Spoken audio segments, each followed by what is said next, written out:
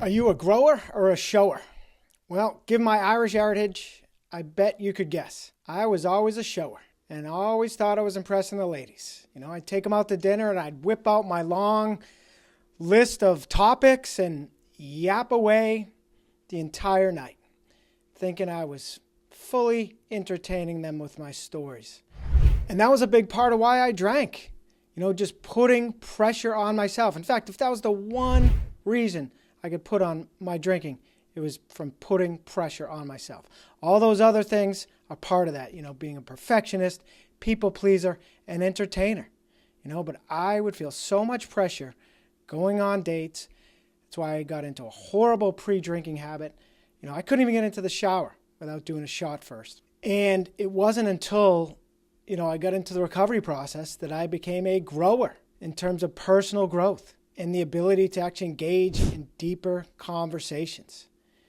So this is all to remind me of a quote I recently read saying, "A year from now, you may wish you had started today." Going back to my Irish upbringing and, pretty much ingrained that you had to make conversation. It was almost a fight to get a word in at every family gathering. And so when I was in college, I was a late bloomer.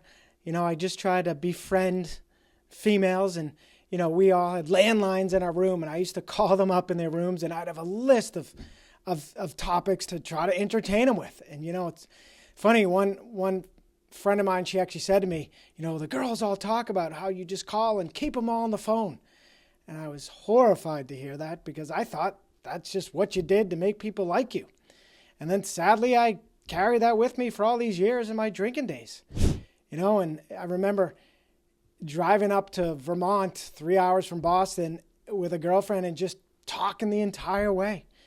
Never just enjoying the peace and the music and the scenery. And God, do I have, wish I could do that all over again, and I've since learned, the best gift you can give a woman is the act of truly listening, and now I am a grower in sobriety in terms of personal growth, and I heard a great quote that's, "Don't speak unless you can improve upon the silence." And I still struggle with what I thought was awkward silence, but it's really just silence. I've had some good training recently, dating some international women that don't speak much English. So, there's been times I've just picked them up and gone on a, pretty good long drive, just not saying a word because you can't really use translate while you're driving or during meals, just too much effort. So actually just sitting back and enjoying the food and each other's company and not having to worry about making conversation the entire time. I often talk about the book, We Are the Luckiest, and that's the name of the community I'm in, the Luckiest Club. And, I say one of the reasons we are is, I may have never engaged in deep conversations if not for this process. I once dated a woman who basically broke up with me because I could not engage in deeper conversations with her. Everything was so at the surface.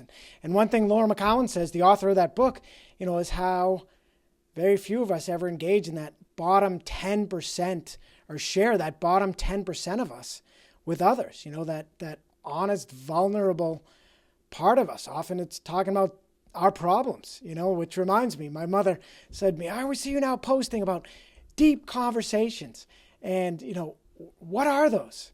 And I said, well, they begin with, I guess my quickest way is talking about your problems and listening to others, and I'll tell you what AI says. It's, conversations that are intentional, vulnerable, involve active listening, asking open-ended questions, and involve self-reflection and, involve things like life goals and aspirations, personal values and beliefs, significant life experiences and lessons learned, which is practically all I talk about on sobriety calls, and personal struggles and challenges. We'll talk about those as well.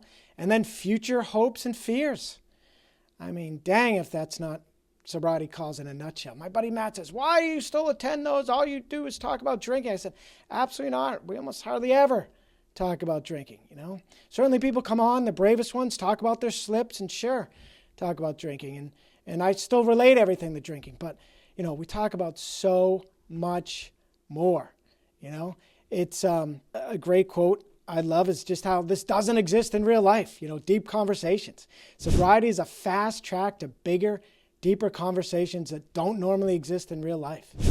And, this really has been great training. That's what we call these calls, great training for all that. I've quoted the woman that talked about her friend that had all these issues she's dealing with, and she said, God, I almost wish she had a drinking problem so she could join our community. So can't say enough about sober communities and the recovery process.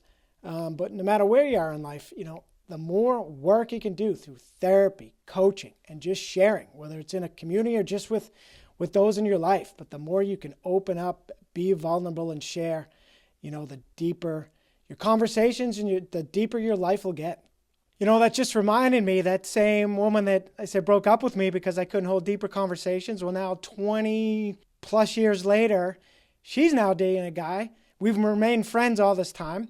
And she's now dating a guy that she's basically making the same complaints about. And I said, well, Gene, it's a shame he doesn't have problems he can talk to a therapist about to help develop his communication skills. And she said, he does. He's got plenty of trauma. I said, well, get him in therapy. And even if he didn't, he's got at least one problem to discuss, that he can't have deeper conversations.